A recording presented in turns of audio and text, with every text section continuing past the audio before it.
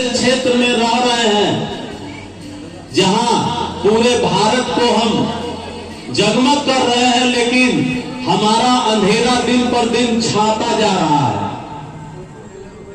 अंधेरे का सबसे बड़ा कारण यहां की कनेक्टिविटी है। हम पूरे भारत से आज यह कहिए तो साल में 2-3 महीने इस बरसात के समय में डिस्कनेक्ट हो जाते हैं। अभी आप देख रहे होंगे कि पिछले 1 महीने से गोपद का पुल बंद पड़ा है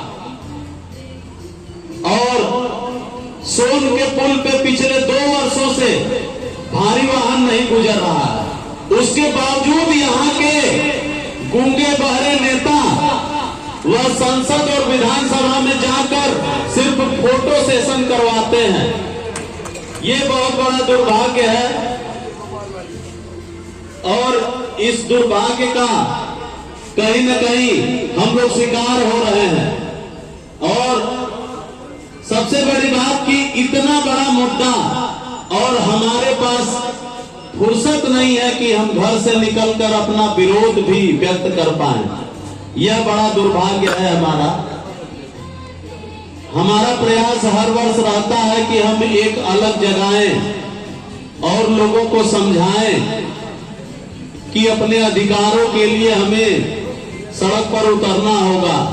अगर हम सड़क पर नहीं उतरे तो ऐसे ही जैसे 14 वर्षों से हम इस सड़क का शिकार हो रहे हैं। हर हफ्ते आप सुनते हैं कि हर एक तीसरे चौथे घर का चिराग बुझता जा रहा है। तो कब किसका नंबर आ जाएगा, कब किसकी बारी आ जाएगी, यह बताना बड़ा मुश्किल है। तो हमारा प्रयास यही रहता है कि हम लोकतांत्रिक तरीके से अपनी बातों को सरकारों तक पहुंचाएं।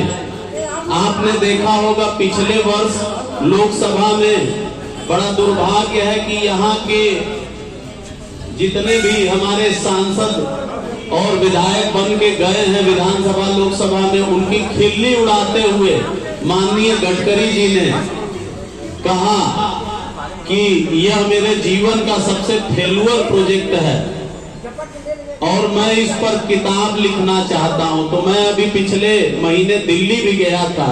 वहां कुछ पत्रकारों से मिलकर मैंने प्रयास किया कि मेरी बात गडकरी जी तक चली जाए कि माननीय वह किताब आप कब लिखेंगे और उसका विमोचन कहां और किस प्रकार से करेंगे, यह हमारा भी प्रश्न है। तो हम यह चाहेंगे कि आप जो ये हम लोगों की मुहिम है, इसको जब तक यह सड़क बन न जाए तब तक ठंडा न होने दीजिए। और हमारे क्षेत्र में अभी एक एनएच का सर्वे करने आज आईजी डीआईजी लोग आए हुए हैं। तो मेरा अनुरोध है कि कम से कम इस एनएच का भी एक सर्वे करें कि आखिर यह सड़क क्यों नहीं बन रही है। अभी यह बन नहीं रही है। इसका भ्रष्टाचार यह है कि जब पहला टेंडर हुआ था तो वह लगभग 900 करोड़ का टेंडर था। आज जब हम लोग एमपीआरडीसी के अधिकारियों से पूछते हैं तो वह कहते हैं लगभग 1700 करोड़ इस सड़क पे खर्च हो चुका है। तो वह पैसा कहां गया, किस रूप में खर्च हुआ, यह जीवंत एक भ्रष्टाचार का उदाहरण यह सड़क है। और फिर भी अगर जनता सवाल नहीं कर पा रही है तो यह हमारा दुर्भाग्य है। और मैं अपने बीच में आए प्रदीप तिवारी जी का जो ऊर्जा धानी न्यूज चैनल से हैं, मैं उनका भी स्वागत करता हूं। हमारे इस क्षेत्र की मीडिया कहीं न कहीं अपने स्तर से लगी रहती है, लेकिन जिस तरह केंद्रीय मीडिया हमारे किसानों की दुर्दशा को दिखाई, अभी आप NH 135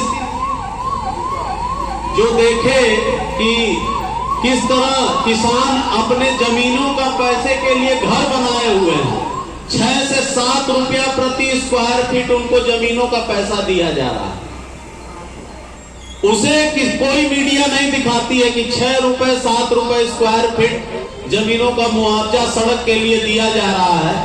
उन्होंने अपने ही जमीन पर अपना आशियाना बना लिया, तो उसको बढ़ चढ़कर दिखाया